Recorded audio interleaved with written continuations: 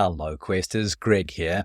And today we're going to be doing a session on self-care and specifically as it pertains to our mental state. Some people might say mental health. I'll talk about mental state instead. And if we're not getting this right, if we're not nurturing our mental state, then there's probably some hallmarks that you might notice here. One is that you might feel uninspired, not really connected to that which makes your heart sing, not really jazzed up about life. And if we're not uninspired, then maybe you're distracted. Maybe you've got sources of inspiration, but you're just a bit scatterbrained. You're not getting to the things you need to do. Small tasks seem to get in the way of the big ones, and then the tasks just pile up. And that can lead us to then feel those feelings of overwhelm, where we just feel so many things piling up, and the rate of the things piling up is faster than we can push them out. That's not a great feeling. And then the fourth and final stage of that is the feeling of defeat, where you just can't do it because it just doesn't make sense to even do it because it's probably not going to work anyway. Now, if that sounds familiar, that's simply a reflection on some missing links within a great neurologically driven flow that I'm going to teach you here today, so that when we get this right, you can be inspired, you can feel on purpose, you can be doing what makes your heart sing. You can be focused, you can be on point, you can know which direction you're going, and you can know to say no to distractions instead of yes to distractions. You learn to what to say no to the most. And from there, we feel so connected. We attract people to us, and we're attracted to people who are in the same process that we are in. And from there, you cannot help, if you are inspired, if you are focused, if you are connected, you cannot help but just GSD, get shit done. So how do we get from being uninspired, distracted, disconnected, overwhelmed, and defeated towards being inspired, towards being focused, towards being connected, and towards getting things done in effective ways that just seem to magically create results? Well, first of all, what I need to do is I need to dispel a myth. And the myth works something like this. Here's the myth. The myth says that time equals money. And I hope you would agree that in the final analysis of our lives, somebody can have all the money in the world and they would probably pay everything they could for more time, maybe more time with loved ones, more time doing things that matter. So if we can agree on this, that time is definitely more important than money. Now, some people might say that time is incredibly precious, yes, and it's your non-renewable commodity, and therefore we need to maximize every unit of time so we can maximize the results we get. Money is one result, just one. So therefore, time becomes this really huge focus, but it becomes really pressured because if we don't use our time, and then if we waste time, then what does it mean for us? And it leads us into a spiral. So there's a step up from this, is that what precedes and what is more important than time is your energetic state. Your energetic state will determine how well you use any unit of time that you have. If you're in a really jazzed up energetic state, if you're in an energetic state that is inspired and on fire, you find your actions per unit of time are going to give you far better results than if you're feeling uninspired, disconnected, lack of jazz, if you want to. That's just not going to work. So what's more important than your time is your energetic state. And what's really fascinating is there's something that's even more important than your energetic state. It's what drives your energetic state. And this is your attention. Your attention drives your energetic state, which then drives how you use your time, which then drives what kind of results you're going to be getting in life. So our attention is our most precious commodity. And that is why we live in an intention economy nowadays.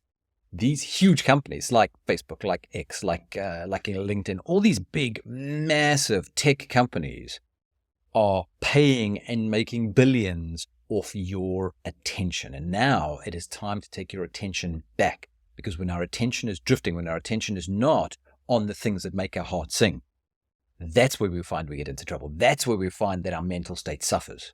So the beginning of looking after ourselves, of self-care when it comes to our mental state, is to start with our intention. So let's have a look at this neurologically driven flow. And if you're not familiar with it, this is called the innate model. And it's a neurologically driven flow based on the 4 basic functions of the brain. And if we follow this neurologically driven flow, then we find that life is a much easier game to play, practice is a much easier game to win at, and things are just more fun. So let's dig into how this neurologically driven flow goes. And I said it starts with attention. So that really starts in quadrant 1, where our attention lives. And we can let our attention be driven by need, which is really low level energy. That's where we get a low energetic state. We can let it get driven by comparison, which is exactly what most of our doom scroll and our social media does. This is the doom scroll when you're doing that. And that's not really useful. That doesn't really drive us. That doesn't take us from the uninspired to the inspired. It doesn't take us from the distracted to the focused. It doesn't take us from the overwhelmed to the connected. It doesn't take us from the defeated to getting things done. What does do that is if we are focused on inspiration. Now, the word inspiration gives you a clue. It's in spirit. It's from inside. It's an inside-out approach. And when we are living at our highest values, the things that matter most to us, that's where we tend to be living at sources of inspiration. Inspiration is a heart-based process. When we're living in this space, when we're doing well at the space, then we're doing what makes our hearts sing. And there are times in your life where you have been beautifully inspired. There are times in your life where you have felt like you are on fire and you are just enthusiastic again, en theos, within God, inspired, in spirit. The language we use tells us that this is about a connection to something greater than us, something that just blows us away and leaves us in a state of awe. And a connection and a communion with this really does leave us in very high energetic state. So what we're going to do is we're going to work through what could help you to reconnect with some inspiration. You're going to have a worksheet that's going to go along with this. And on the part where it talks about inspiration, it's got the heading of inspiration on it. I'm going to give you time now to jot down some ideas of what you could do to rekindle, to tap into these sources of inspiration that you absolutely have in your life. Sometimes it's worth going back to what scenarios have inspired you as a chiropractor, what inspired you to become a chiropractor. Maybe it's the philosophy of chiropractic that really lights your fire. Maybe it's the science or the application of it that lights your fire. Maybe it's the care for other people. Maybe you can remember some really miracle type results in practice that have just left you jazzed and juiced to want to do it more. Maybe you can walk around an art gallery or a museum and take in the beautiful aesthetics from somewhere else. Maybe reading philosophy is something that feeds your soul. Maybe being with certain people feeds your soul. Maybe doing certain things inspires you and really taps into that heart energy so that you can feel like you're doing what makes your heart sing. So on the worksheet that came along with us, what I want you to do is take a few moments, pause right here and jot down a minimum of 3 things that would help you to feel more inspired in life. Okay, you have 3 things that would help you feel more inspired if you made those part of some kind of routine, some way to reconnect with what makes your heart sing. Because when we don't have this connection, this is where we get to what I call chiropractic heart disease. And chiropractic heart disease is that malaise that affects chiropractors who might be skilled, they might be gifted communicators, they might be good at business, and they're doing okay, but they're just not connected and they're just not firing. People around them can feel it and they can feel it. And it means that then they're on a slow downward process of effectiveness, of beliefs in themselves, of satisfaction with life, because they're not connected to their unique purpose, their unique inspiration source. And anything in the practice that's disconnected from your unique purpose, your unique inspiration source, is going to be something that's going to foster and push you towards this chiropractic heart disease, which is such a sad malaise, because in a profession that is all about connecting to others, all about releasing the expression of life to a much fuller expression, it's all heart. And when we get in our own way, we create an interference, we create a subluxation, we create an interference, and we can't connect to that which is always there.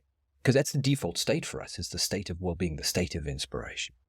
And when we have interference in that process, that's where we lead to chiropractic heart disease. So path to reconnect on that. You've already got 3 ways to reconnect to that.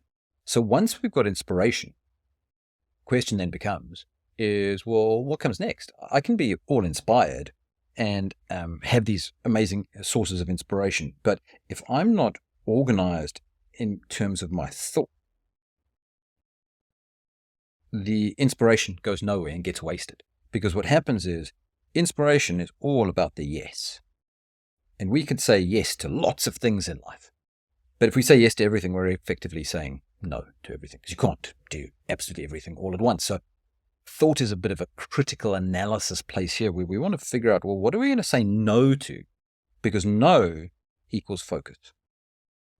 And that was one of the key things we wanted to be. We wanted to be focused. We wanted to have a mental state that is, first of all, inspired and second of all, focused instead of uninspired and distracted.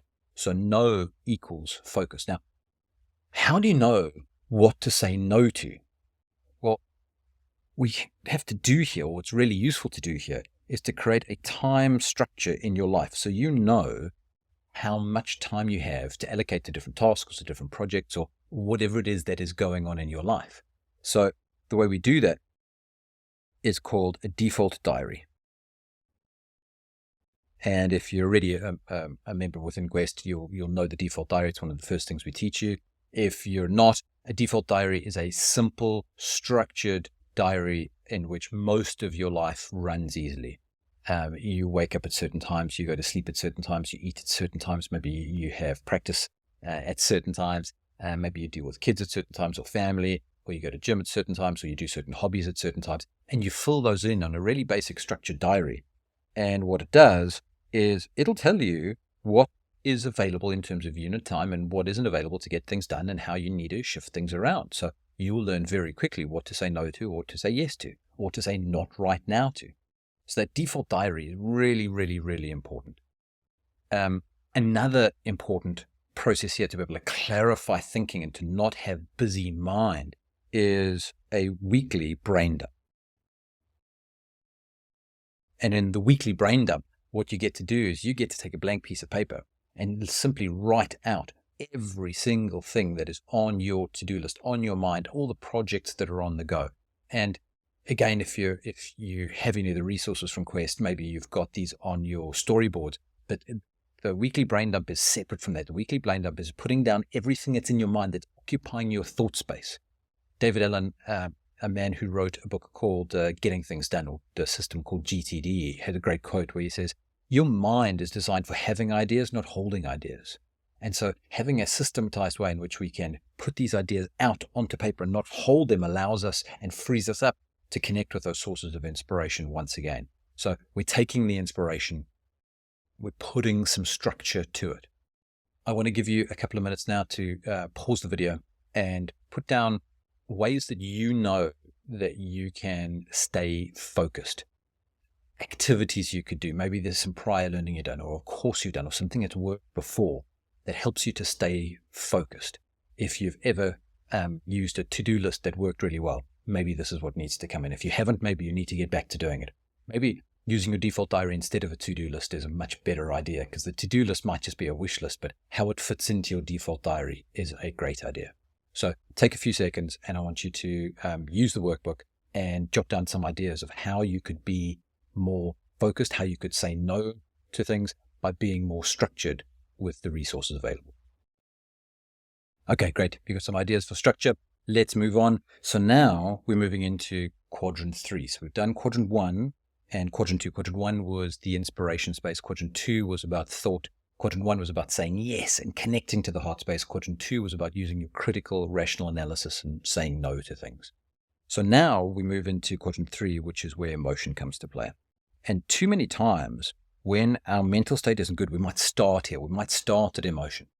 And while you can certainly take steps, and we're going to talk about how you might take steps at this quadrant 3 space, there is just so much more flow if you use this neurological flow of connecting to inspiration first, then using some structure and some order to it. And then what we'll find is that the emotions come along, because what emotions are is they are a barometer. They are a feeling about how aligned your thoughts are to your inspiration.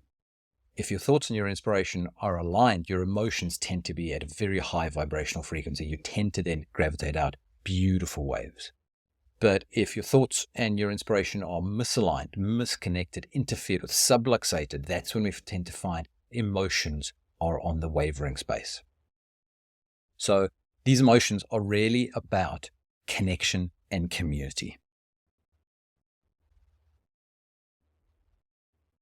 If you feel connected to the people around you that have similar sources of inspiration, if you feel connected to people who have similar values that you do, where you derive deep meaning from what you're doing, your emotions will be raised. Now, if you're not in a space where you can do the first two, we need to talk about what can you do to give your emotions a bit of a jump to help you to move to a higher vibrational frequency.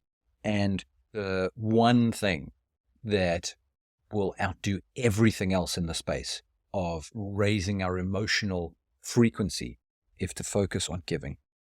It's said that you cannot outgive the universe. And as chiropractors, what we do every day is we do an amazing service that really does lift the stream of mankind. We get to give of service every day.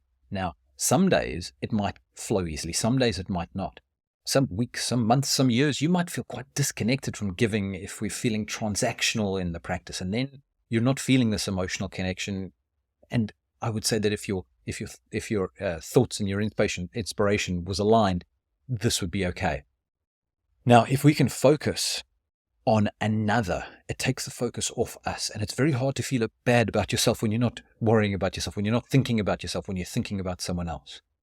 And the emotional labor that we do in practice on focusing on other people and serving and giving from what we do is such a powerful tonic.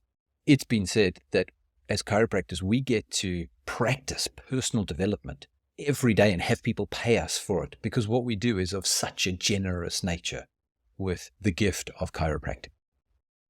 So I want you to pause the video now and write down 3 ways on your worksheet. Write down 3 ways that you could be more connected, you could be more in community, or you could be giving more that would help to raise your emotional frequency. Go for it. Great. Well done. We're moving on to the home stretch for this.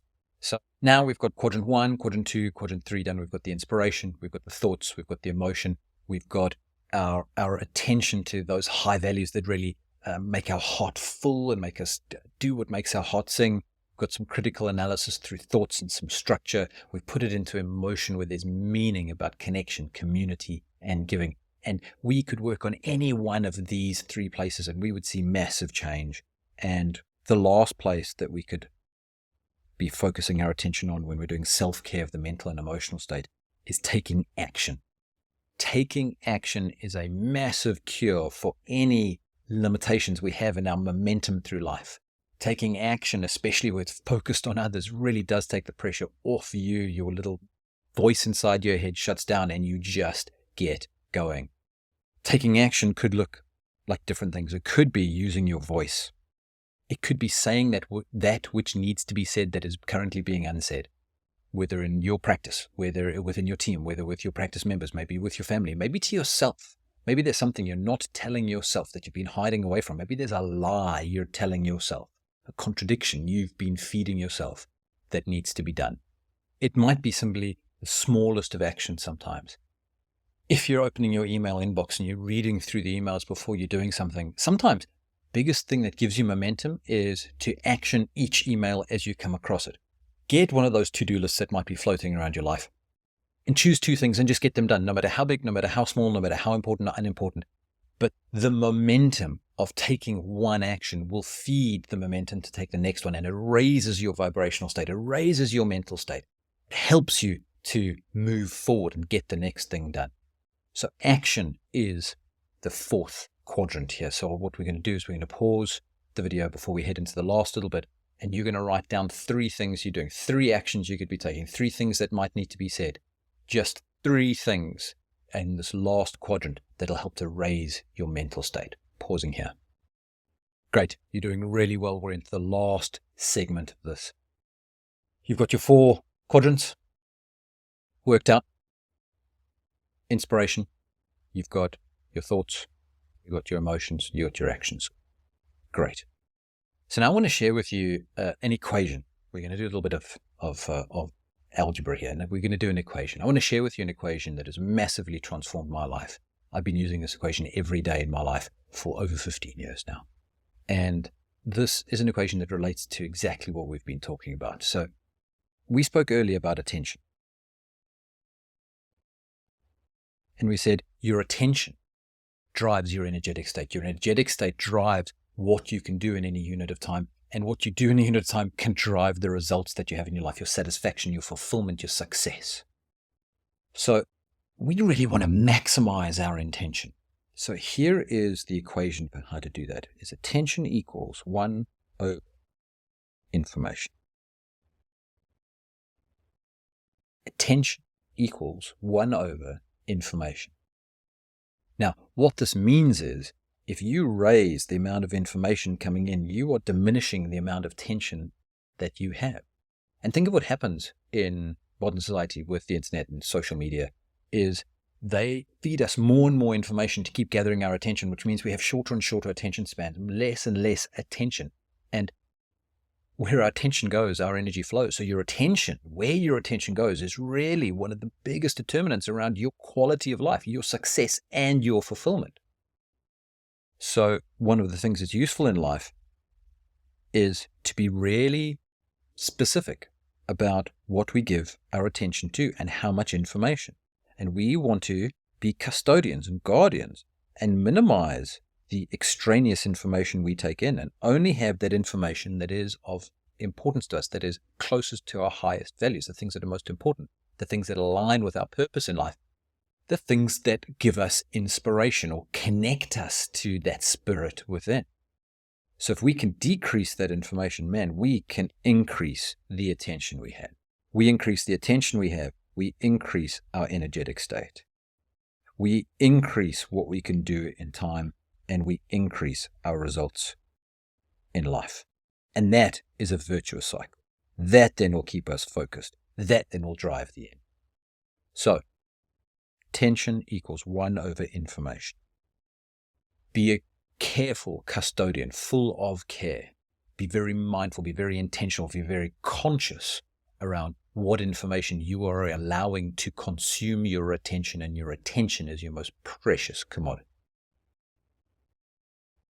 And look after your mental state. Nurture it, nourish it, love it, serve it, and we'll get great results going in.